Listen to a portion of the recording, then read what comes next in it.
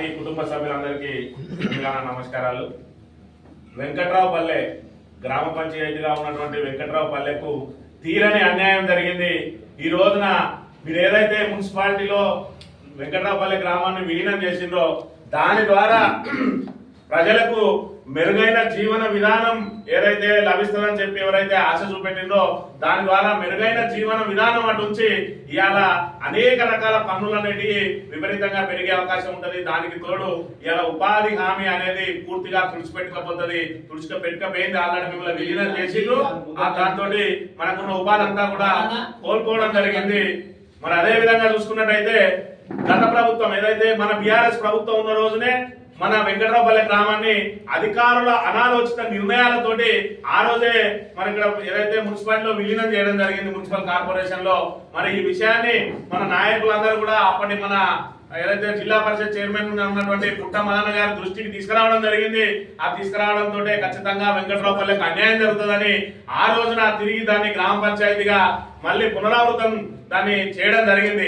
అయినప్పటికీ కూడా ఇప్పుడు వచ్చిన నాయకుడు మళ్ళీ మిమ్మల్ని తీసుకుపోయి అగాధంలో దొబ్బడం జరిగింది. దీని ద్వారా మున్సిపల్ కార్పొరేషన్ ద్వారా ప్రజలకు ఒనగూరే ప్రయోజనం కంటే మనం ఏదైతే పన్నుల రూపంలో మన రక్తాన్ని పీల్చుకునే అవకాశమే ఎక్కువ ఉంటాయి. కాబట్టి దీన్ని ముందుగా మనం గ్రహించాలి. ఇకపోతే ఏదైతే గ్రామ పంచాయతీ ఎన్నికలు జరగాల్సిన సమయంలో ఆ రోజున మున్సిపల్ లో విలీనం కావడంతో ఆ రోజు సర్పంచ్ గా మరి ఎన్నిక జరగలేదు మీ గ్రామంలో. ఆ తర్వాత గ్రామ పంచాయతీగా ఏదైతే రూపాంతరం చెందిందో రూపాంతరం చెందడంతో అప్పుడు మున్సిపల్ కార్పొరేషన్ లో అప్పుడు ఎన్నిక జరగకుండా ఇప్పటి వరకు కూడా మీకు స్పెషల్ ఆఫీసర్ పాలన జరుగుతూ ఉన్నది. ఆ తర్వాత మొన్న మున్సిపాలిటీగా ఏర్పాటు చేసిండ్రు. ఈ గ్రామ పంచాయతీ ఎన్నిక కూడా మొన్న జరగాల్సిన ఎన్నిక దానికి కూడా దూరమైండ్రు. ఇప్పుడు మన కార్పొరేషన్ గా మరి ఇక్కడ కార్పొరేటర్ గా మరి ఖచ్చితంగా మనం గెలిపించుకోవాల్సిన బాధ్యత మన మీద ఉన్నది. ఎందుకంటే ఈ 6-7 సంవత్సరాల నుంచి ప్రజాప్రతినిధి లేకుండా అంటే అబ్బాయి లేని బిడ్డల్లాగా మీరు ఏ విధంగా అయితే మరి నానా ఇబ్బందులు పడుకుంటూ వచ్చిందో అయినప్పటికీ కూడా మీ అందరికీ నేనున్నా అని చెప్పి బుర్ర ముత్యాలు గారు పదవి ఉన్నా లేకపోయినా మీ విన్నట్టు ఉన్నాడు. మన బీఆర్ఎస్ కార్యకర్తలకి కాదు వెంకట్రావుపల్లెకు సంబంధించి ఎవరికి ఏ ఆపద వచ్చినా కూడా మరి బుర్ర ముత్యాలు గారు తక్షణం అక్కడ ఉంటారు. మేము ఈయన చూసి ఈర్షపడతా ఉంటాం. ఈయనలాగా మేము ప్రతి దగ్గరికి ఎందుకు పోలేకపోతున్నామని. ఈయన ఫోటోలు చూసినా వీడియోలు చూసినా ఈయన కార్యక్రమాలు చూసినా కూడా ఆయన పార్టీలకు అతీతంగా వెళ్తా ఉన్నాడు. అంటే ఇవాళ మన బీఆర్ఎస్ వాళ్ళకే కాదు మీ గ్రామంలో ఎవరికి అవసరం పడ్డా కూడా మరి ఉరికిపోయే వ్యక్తి. కాబట్టి ఈ విషయాన్ని అంతా కూడా మరి మీరు గ్రామస్తులందరికీ ఏదైతే మన డివిజన్ లో ఉన్నటువంటి ఓటర్లందరికీ తెలియజేయాల్సిన అవసరం మనకున్నది. అదే విధంగా ఇక్కడ మనం కార్పొరేటర్ గా నెగ్గాల్సిన అవసరం కూడా ఉన్నది. ఇప్పటి వరకు అయితే సరే మన స్పెషల్ ఆఫీసర్ పాలన సాగింది కాబట్టి మరి మంచికో చెడుకో అన్నింటికీ మరి ఒక వ్యక్తిగా ఉరికి ఇలా పనులు చేయించుకొని రాగలిగింది. కానీ రేపటి రోజున వేరే వ్యక్తి కనుక కార్పొరేటర్ గా ఉన్నట్టు అయి ఉంటే ఇవాళ మనకు ప్రధానంగా ఏమున్నది ఉపాధి సమస్య ఉన్నది.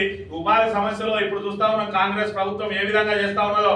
రేపటి రోజున కార్పొరేటర్ కనుక మన వ్యక్తి లేకపోతే బాజాప్తా కాంగ్రెస్ కాని వ్యక్తిని మెడలు వంటి గెలిచేసే అవకాశం కూడా ఉంటది. అదే మన వ్యక్తి ప్రాతినిధ్యం వహించే వ్యక్తి కనుక ఉన్నట్టయితే బరాబరి కొట్లాడి మన ఉపాధిని నిలబెట్టే అవకాశం ఉంటది. మరి అదే విధంగా చూసుకున్నట్టయితే రేపటి రోజున రాబోయే ఎన్నికల్లో కూడా మరి నాందిగా పలుకుతా ఉంటది. ఇవాళ ఎవరైతే మీకు అన్యాయం చేసిందో ఆ అన్యాయాన్ని ఎదురించాలనంటే ముందుగా మనం కార్పొరేటర్ నుంచే ముందుకు సాగాలి. ముందుకు సాగి రాబోయే రోజులలో వెంకట్రావుపల్లెను ఏదైతే మున్సిపాలిటీలో విలీనం చేసి ఇవాళ పన్నుల మోత మోగించడానికి ఉపాధిని కరువు చేసిన మరి నాయకులను ఖచ్చితంగా వాళ్ళ బుద్ధి చెప్పాలి. అదే విధంగా ముఖ్యమైన సమస్య ఏంటంటే ఈ రోజున మీకు ఏదైతే వరదలు వచ్చినట్టయితే మొత్తం మరి కేకే నగర్ చూసుకున్నట్టయితే పూర్తిగా వరదలతోటి నిండిపోతా ఉన్నది. ఇప్పటికే మనం ఈ బైక్ ర్యాలీని చూసినాం. కొన్ని గోడలు ఆల్రెడీ కూలిపోయి ఉన్నాయి. మరి కొన్ని రోజులైతే వరదలు వచ్చిన సమయంలో ఆ ఇంట్లో నుంచి బయట పునరావాసం తీసుకోవాల్సిన దుస్థితి ఏర్పడాయి. కాబట్టి తక్షణం ఆ ఊరిని లేపాలి. మరి అదే విధంగా శ్రీధర్ బాబు కేవలం ఎన్నికల హామీగానే నేను ఈ ఊరిని మరి రిహాబిలిటేషన్ చేస్తా అని చెప్తా ఉన్నాడు. ఆయన ఎమ్మెల్యేగా ఎన్నికైన నుంచి ఇదే 2 సార్లు మంత్రి అయిపోయిండు, 3వ మంత్రి అయ్యాడు.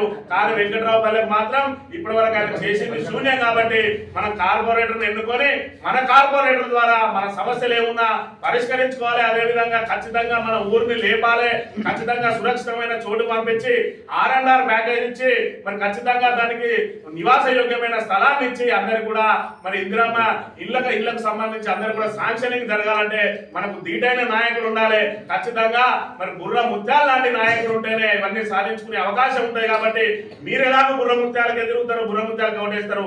ఇది కాదు, ఈ ఎన్నికలు పూర్తయ్యే వరకు కూడా మీరందరూ మీరే పోటీలో నిలబడ్డట్టుగా ఖచ్చితంగా ఇంటింటికి తిరిగి ఈ విషయాలన్నింటినీ కూలంకషంగా వివరించి బుర్ర ముత్యాలకే ఎందుకు ఓటేయాలనే విషయాన్ని మరి చుట్టుపక్కల ఉన్న మన ఓటర్లందరికీ తెలియజేసి బుర్ర ముత్యాలను మరి ఖచ్చితంగా భారీ మెజార్టీతో గెలిపించాలని మీ అందరికీ విజ్ఞప్తి చేస్తాం.